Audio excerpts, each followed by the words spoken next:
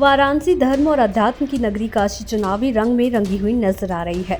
प्रधानमंत्री नरेंद्र मोदी ने जीत की हैट्रिक लगाने के लिए नामांकन कर दिया है, तो दूसरी ओर पीएम को चुनावी रण में मात देने के लिए विपक्षी इंडिया गठबंधन के अलावा तमाम दावेदार मैदान में हैं। वाराणसी जिले में रहने वाली आधी आबादी यानी महिलाएं इस चुनाव को कैसे देखती हैं, किन मुद्दों को लेकर वोट करेंगी, देखते हैं ये खास रिपोर्ट। काशी और मगहर यानी मोक्ष और नर्क के पौराणिक द्वार के बीच बसा पूर्वांचल इस समय देश की राजनीति का प्रमुख केंद्र बनता जा रहा है। और ये प्रमुख केंद्र इसलिए है क्योंकि पूर्वांचल की जान बनारस है और यहाँ से जो सांसद होते हैं वो देश के प्रधानमंत्री भी बने हैं और तीसरी बार भी वो उम्मीदवारी यानी तीसरी बार भी प्रधानमंत्री बनने के लिए अपनी उम्मीदवारी घोषित कर चुके हैं। वाराणसी इस समय वीवीआईपी सीट में से एक है और यहाँ की जनता के तमाम जो मुद्दे हैं, तमाम जो सरकार की तरफ से किए गए वादे थे वो लगभग पूरे हुए हैं। बाकी कुछ वादे बचे भी हैं, तो उन वादों को लेकर, उन मुद्दों को लेकर हमारे साथ स्थानीय लड़कियां हैं जो फर्स्ट टाइम वोटर्स भी हैं। मैक्सिमम जो लड़कियां हैं वो फर्स्ट टाइम वोटर भी हैं और इसके साथ ही साथ ये आधी आबादी का नेतृत्व करने वाली भी हैं। तो हम इन लोगों से बात करते हैं कि इनकी क्या डिमांड होगी इस बार के चुनाव में, क्योंकि इस बार का चुनाव जो लोकसभा का चुनाव है वो देश को एक नई दिशा देने वाली होगी। क्या मुद्दे होंगे आधी आबादी के लिए यानी कि महिलाओं के लिए? पहली बात तो मेरा नाम ज्योति विश्वकर्मा है और मैं वाराणसी में मेडिकल कॉलेज की एनजे आइडियल इंस्टीट्यूट में पढ़ती हूँ। और जो है कि ये सरकार अच्छा काम कर रही है, हम नहीं कर रहे हैं कोई सरकारें बुरी होती हैं, दोनों सरकारें अच्छा काम करती हैं, बट कुछ जो होती हैं डेवलपमेंट चीज़ें इस सरकार में थोड़ा ज़्यादा देखने को मिली हैं। उस सरकार में भी की, बट उस तरीके से नहीं जिसमें इस तरीके से यहाँ दिखाया जाता है। मेडिकल को ले लो, मेडिकल के किसी भी हॉस्पिटल में जाओ, पहले उतनी फैसिलिटी नहीं थी, ना उतना सुनवाई था, ना बहुत सारी वो चीज़ें थी जो देर में की जाती थी। लेकिन अब ऐसा है कि कुछ भी हो, इतनी टेक्निक है, उपलब्ध है कि अब तुरंत कोई भी बीमारी हो या कुछ भी हो उसका इलाज है, कहीं और जाने की ज़रूरत नहीं पड़ेगी। हमारे इंडिया में ही बहुत सारी हैं चीज़ें हैं, टेक्निक है जिससे इलाज हो सकता है। पूर्वांचल अब एम्स भी कहा जाता है, वाराणसी का एम्स भी कहा जाता है, तो इसमें स्वास्थ्य सुविधाओं को लेकर काफ़ी विस्तार हुआ है। और आप महिला भी हैं, तो आधी आबादी की दृष्टि से कैसे देखती हैं चिकित्सा के क्षेत्र में? मेरा नाम अर्पिता श्रीवास्तव है, मैं एनजे आइडियल में पढ़ती हूँ और मैं वाराणसी की हूँ। तो मैं ये कहना चाहती हूँ कि जो भी है मतलब सब अच्छा है, मैं ये नहीं कहना चाहती हूँ कि कुछ ख़राब है, लेकिन मतलब मैं चाहती हूँ कि जो है वो और भी ज़्यादा डेवलप हो। जैसे कि अब एमसी है वो अच्छा है, मैं नहीं कह रही हूँ कि बेकार है, लेकिन और अब अच्छे से हो, मतलब जो भी कुछ हो रहा है वो अच्छे से, जैसे कि इमरजेंसी सुविधाएँ, मैं ये कह रही हूँ कि मतलब इमरजेंसी सुविधाएँ इतनी ज़्यादा कर दी जाए कि तुरंत अगर कोई भी कुछ हो रहा है तो तुरंत वहाँ इमरजेंसी सुविधाएँ पहुँचे। बाकी मैं जनता से भी ये कहना चाहूँगी कि वो भी सपोर्ट करें, अपने जो भी उनका सरकार है उनका भी सपोर्ट करें अपनी बातों को लेकर। आज आधी आबादी है और पढ़ाई भी कर रही, पढ़ाई करने के बाद हर स्टूडेंट की चाहत होती है कि उसके हाथ में एक तरफ ज्वाइनिंग लेटर हो। आपकी क्या इच्छा है? जी, पहले मैं अपना इंट्रोडक्शन देती थी। मेरा नाम कृति गुप्ता है, मैं वाराणसी की रहने वाली हूँ। जो ये ज्वाइनिंग लेटर है, ये ज्वाइनिंग लेटर आएगी ही कहाँ से जब वैकेंसियाँ कम आ रही हैं?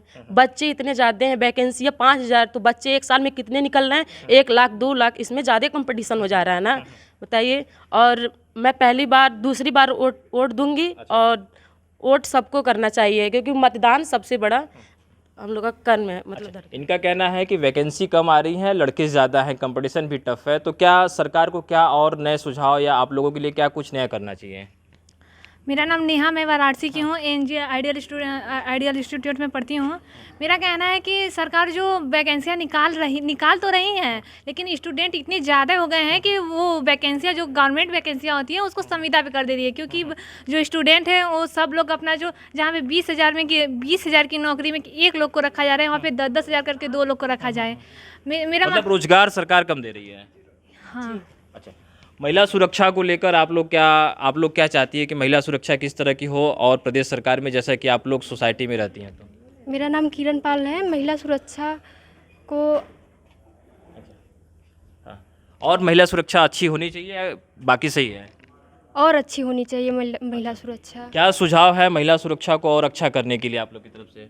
क्या सुझाव है आप लोग की तरफ से? सिर्फ महिला सुरक्षा के लिए और सुझाव ये होने चाहिए, जैसे कि समाज में इतनी रेपें हो रही हैं कि मतलब कि महिला के लिए बाहर निकलना ये सब बहुत दिक्कतें हो रही हैं। इसके लिए गवर्नमेंट को ये मतलब इतना जैसे कि ये जो रेप की न्यूज़ है इतना मतलब कि वो करनी चाहिए, डेवलप करनी चाहिए, ताकि मतलब महिला को बाहर निकलने में कोई प्रॉब्लम ना हो। मतलब वो अपने मतलब कि वो हिम्मत बनाएं और मतलब कि किसी भी तरह की उनके लिए कोई भी प्रॉब्लम ना हो।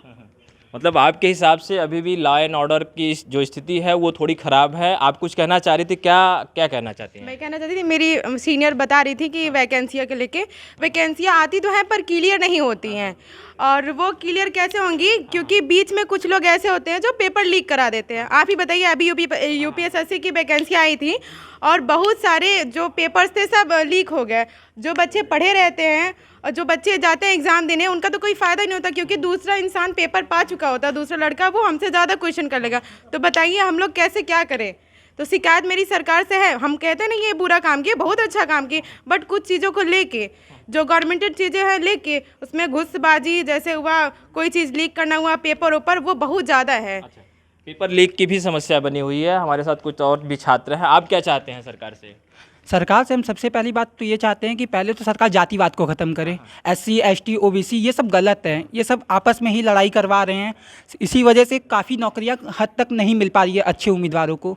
सरकार इस पे विशेष ध्यान दे और सरकार ज़्यादातर सोशल मीडिया पर ध्यान दे। सोशल मीडिया के द्वारा कई लड़कियों के फ़ोटो कुछ लड़के स्क्रीनशॉट ले करके दूसरा ID बना करके उसका गलत उपयोग करें। आजकल ज़माना AI का है, आर्टिफिशियल इंटेलिजेंस का है, तो फिर अपने आप को तो आप सुरक्षित रखेंगे ना? जी हाँ, आपकी बात एकदम सही है। हम अपने आप को सुरक्षित रखेंगे, पर सरकार को भी ये सोशल मीडिया पर ध्यान देने की आवश्यकता है। Thank you. तो आपके हिसाब से क्या मुद्दे होने चाहिए इस बार के चुनाव में? किन मुद्दों को लेकर आप वोट करेंगे? हम इस बार पहली बार वोट देने जा रहे हैं, तो हमारे देश के बहुत से डेवलपमेंट हैं, उनको और आगे बढ़ाने के लिए करना चाहिए, और ज़्यादातर शिक्षा के लिए। और जो बच्चे हैं वैकेंसियाँ आ रही हैं उनके भी लिए भी है, और जो पढ़े लिखे हैं उनके लिए वैकेंसियाँ हैं बट वो नहीं दे पाते हैं। तो उनके लिए कुछ और वैकेंसियाँ बढ़ाएं आप, फिर उनके पेमेंट से आप और प्राइवेट जॉब जो हैं वो सो आगे बढ़ाएं। और जो शिक्षा हम लोग के लिए है, मेडिकल स्टूडेंट के लिए, उनकी भी फैसिलिटियाँ आगे बढ़ाएं और सब सारी हॉस्पिटल्स के लिए बढ़ाएं।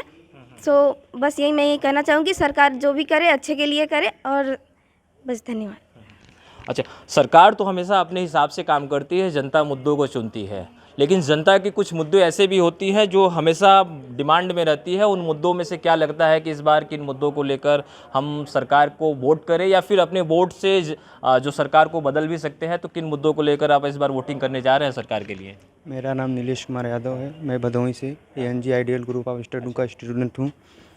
मैं इस बार पहली बार वोट डालूँगा।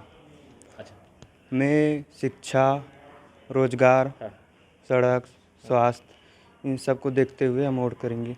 अच्छा, अभी आप हमें लगता है 20 साल से ज़्यादा के हैं, सरकार में क्या कुछ परिवर्तन दिखा पहले की तुलना में, अगर हम बात करें जो आपके हिसाब से दिखा हो?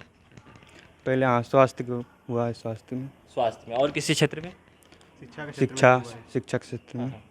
आप भी कुछ बोल रहे थे? नहीं, शिक्षा के क्षेत्र में हुआ है विकास, जैसे हॉस्पिटल, कुछ मेडिकल में भी विकास हुआ है, जैसे हॉस्पिटल के नए खुले हैं। और शिक्षा के विकास में ये हुआ है कि जैसे कई स्कूल खुल गए हैं, गांव में भी स्कूल खुल गए हैं। सर, वो शिक्षा की बात अलग है। आपकी कुलीग ने बताया कि मेडिकल पेपर या फिर कोई भी पेपर हो, वो पेपर लीक होता है, तो शिक्षा क्या हुआ क्या नहीं? आप बताइए। एक छोटा सा आखिरी सा सवाल है कि आप महिलाओं को कैसे देखती हैं इस सरकार में?